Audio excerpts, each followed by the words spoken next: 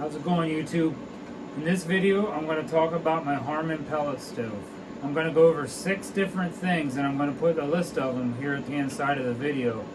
And I'd really like everybody that watches this video to try to answer these questions 1 through 6, just number them 1 through 6, and answer the questions yourself. I'm hoping that's going to help everybody else out there somewhat. If you're looking for a Harman pellet stove, or even if you just have questions on how to run your own Harman pellet stove and how you're doing compared to how everybody else is running their Harman pellet stove. So at the end of this video, I'm going to show you how I run mine and what the different settings I have mine set at. And let me know if you think I'm doing it the right way or the wrong way, or if there's a better way that I could be running my Harman pellet stove. Alright, my first thing I'm going to go over would be the size of your house. How big is your house? How old is your house? My house is built in the 1970s, and it's a bi-level house.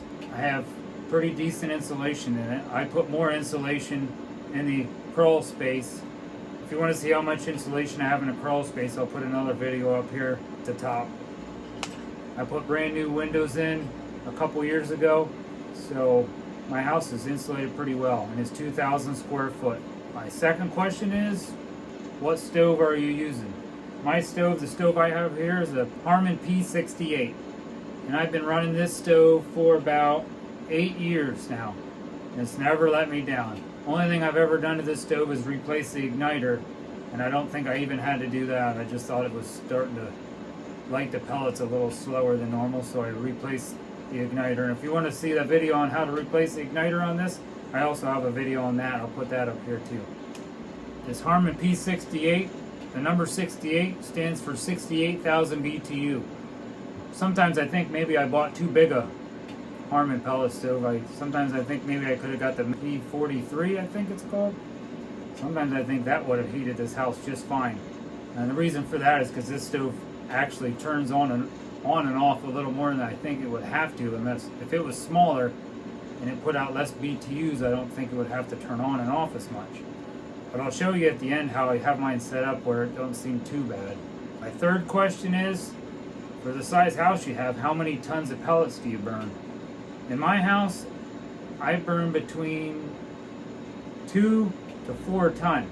Now that's quite a big difference, because if I'm burning 2 ton, which this year I bought 2 ton, but I'm trying to also use my heat pumps as much as I can. When it starts getting a little warmer out, I turn my heat pumps on. But when I'm not using my heat pumps at all, I definitely burn 3 to 4 ton, depending on how cold it is outside. And that's keeping my house at about 72, 73 degrees.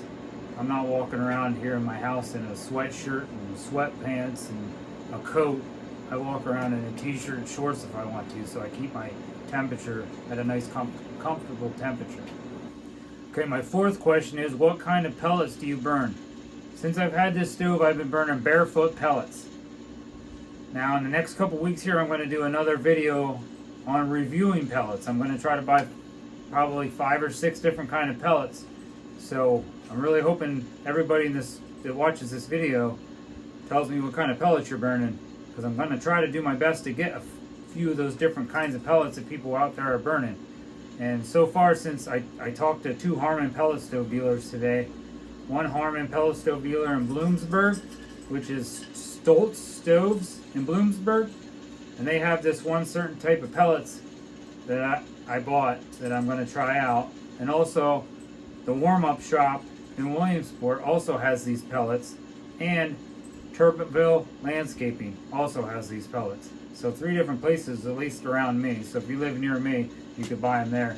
So I'm hoping the pellets that I'm going to put in this review, you guys could also buy. My fifth question is, how many cleanings do you do on your stove throughout the year? I normally do 1 good cleaning during the season. Maybe after I burn like about a ton or a ton and a half, then I'll do 1 good cleaning. And then at the end of the season, I do a totally full cleaning where I'll clean my exhaust and everything else on it. I also have videos on that if you have not seen them already. And sometimes I'll just do a really small, quick cleaning. I have a video on that too, on how I do my small, quick cleanings. Alright, for my last question will be question number 6.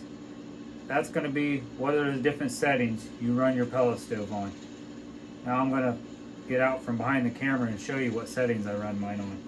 Okay, this is how I got my settings.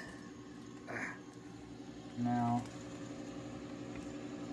just ignore this temperature because I have a digital thermostat hooked to this, so I can have this all the way up to 90. It doesn't matter because my digital it runs whatever I have my digital thermostat set at. I also have a video on that. But this is how I normally run my stove with my barefoot pellets. I try to keep I keep it on room temperature, and it's a little bit above the low. I don't like running it on high. It seems like if I keep it on low, it'll burn a little longer and not turn on and off as much. I keep it on auto, and I got my feed rate a little bit above 3 with barefoot pellets. Now, I don't really think it matters where you have this feed rate.